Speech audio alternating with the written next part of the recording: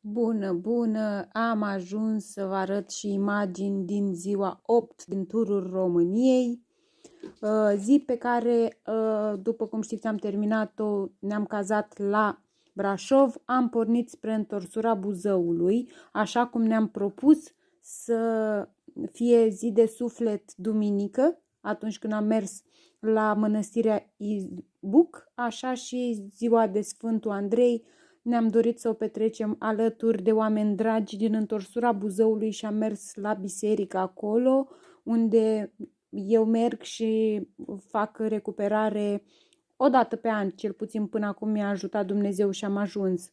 Așa că pe o vreme care ceață urâtă și densă, am plecat cu noaptea în cap din Brașov, dar am ajuns, acesta este spitalul, sper să nu aveți nevoie. Dar dacă aveți nevoie, căutați oamenii ăștia speciali, că sigur o să poate să vă ajute. Aici se tratează atât fizic cât și sufletele. Am făcut o bucurie mare și la prietenele mele pe care nu le mai văzusem de ceva timp, a fost o revedere frumoasă.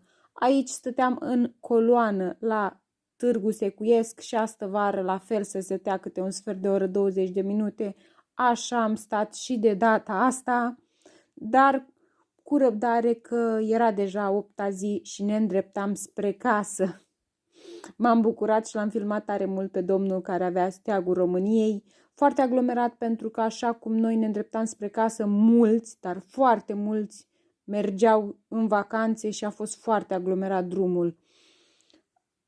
Aici mă uitam cât de frumos și soare e, iar spre munți, spre Oituz și Lepșa încolo, ia uitați, se vedeau niște nori negri, dar mă așteptam să plouă, în niciun caz să văd iarăși o frumusețe ca în Bucovina. Vremea ne surprinde și la 100 și ceva kilometri de casă nu mă așteptam să mai văd, dar natura atunci când vrea te surprinde și am avut parte de un peisaj de iarnă atât de frumos și fulguia puțin, foarte, foarte, foarte frumos. Dacă vreți să vedeți zăpadă, nu vă chinuiți să vă duceți prea departe, o fugă până la Lepșa. După care am dat-o iar în ploaie, da, mă rog, a fost frumos. Am ajuns într-un final Tecuci, Matca și am ajuns la Târgu Bujor să ne luăm puiul de cățel acasă. Deja s-a făcut noapte când intram în Galați, iar la sfârșit vă las o poză. Cât de bine e, Doamne, când ești în pătuțul tău și mai ales aveam puiuțul de cățel în brațe. Mulțumim, Doamne, pentru 8 zile frumoase.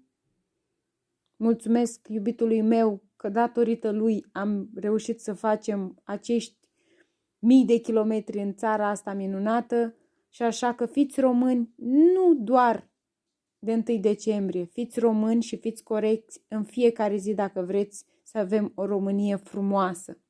Vizionare plăcută, bucurați-vă de imagini, mi-aș dori tare mult ca și copiii voștri, nepoții, să se bucure de așa priveliști frumoase cât am văzut, cât mi-au văzut mie ochii în toată România asta. Vizionare plăcută și vă aștept comentariile bune, rele, trecem prin ele.